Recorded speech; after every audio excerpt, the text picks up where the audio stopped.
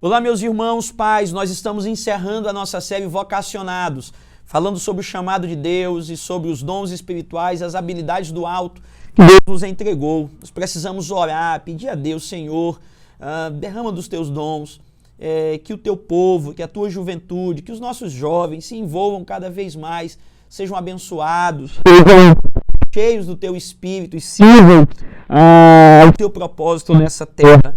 E agora, nós vamos encerrar lá em 1 Coríntios, capítulo de número 13, onde nós vamos falar do amor na vocação cristã. O amor na vocação cristã.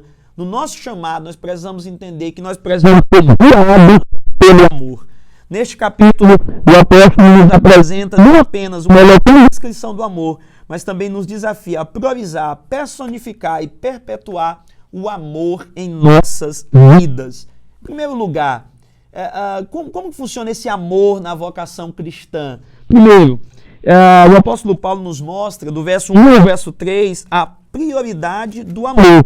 Em 1 Coríntios 13, nós temos a prioridade do amor. Você percebe que Paulo aqui contrasta o amor com os dons. Ele diz, ainda que eu falasse a língua dos homens e dos anjos, se eu não tivesse amor, seria como o metal que soa, como o sino que tine.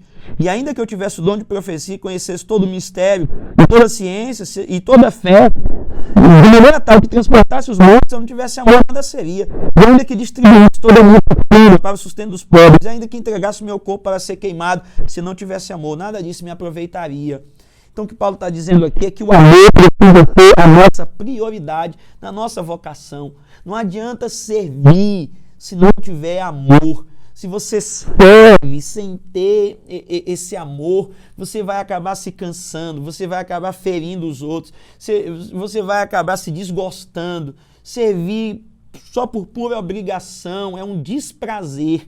Então, o amor precisa ser a prioridade. Por que nós servimos? Por que nós usamos os nossos dons? Porque nós amamos a Deus e amamos os nossos irmãos. Então, o amor é a prioridade. Segunda coisa que Paulo nos mostra aqui, do verso 4 até o verso número 7, é uma imagem do amor. Aqui, de maneira poética e profunda, o apóstolo Paulo mostra como é esse amor na vocação, na vida, na comunidade cristã. E aqui ele vai colocar algumas características de amor, como paciência, bondade, o amor não é invejoso, humildade, cortesia, pacificação, sinceridade. Esse é o padrão pelo qual a nossa vida deve ser moldada, refletindo o amor que recebemos de Deus e que, por sua vez, nós oferecemos aos outros. Essa é a perfeita imagem do amor.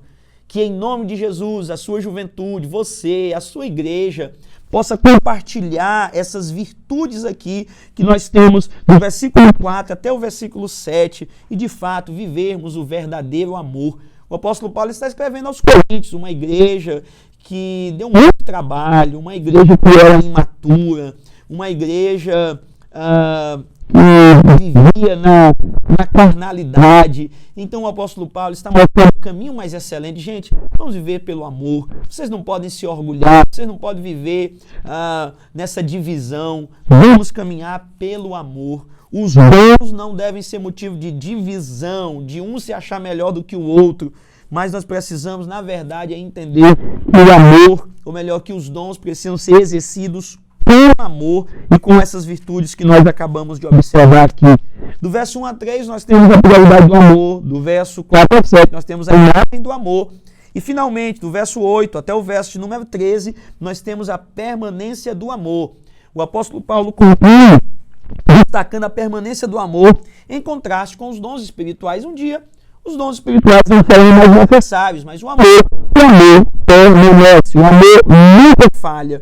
O amor transcende o tempo e é a base eterna sobre o qual construímos nossas vidas. O amor é a força motriz que perdura em nossa jornada vocacional. O apóstolo Paulo termina dizendo no verso 13, agora, pois, permanece a fé, a esperança e o amor. Estas três, mas o maior destes é o amor. O maior destes é o amor. É através do amor que nós amadurecemos. Ele diz no verso 11, quando eu era menino, falava como menino, sentia como menino, discorria como menino, mas logo que cheguei a ser grande, acabei com as coisas de menino. Que nós possamos crescer no amor e entender que o amor é uma prioridade. Entender a imagem do amor, do verso 4 a 7, e então a permanência do amor, do verso 8 até o verso 13, que em nossa jornada vocacional, que em atender o chamado de Deus em nossas vidas, nós não nos percamos em picuinhas, tentando ser melhor do que o outro, tentando aparecer mais do que o outro, mas que nós possamos servir uns aos outros em amor. Que a nossa maior motivação seja essa. Depois nós temos algumas aplicações. Primeiro, a avaliação da motivação. Antes de realizar qualquer ação ou serviço, avalie sua motivação. Certifique que o amor está no centro das suas intenções, buscando a edificação e o bem-estar dos outros. As expressões práticas do amor, paciência, bondade, gentileza. Nós precisamos expressar o amor em nossa vida. E um compromisso com a permanência do amor. Em situações desafiadoras, lembre-se de que o amor transcende circunstâncias temporárias e é a base eterna da nossa jornada vocacional. Meu irmão e irmã líder de jovens, essa foi a nossa série Vocacionados, chamados por Deus para usar os nossos dons, para que o nome do Senhor seja glorificado e a igreja seja abençoada. E eu espero sinceramente que essa série de sermões seja bênção na tua vida e na vida da tua juventude, em nome de Jesus. Amém.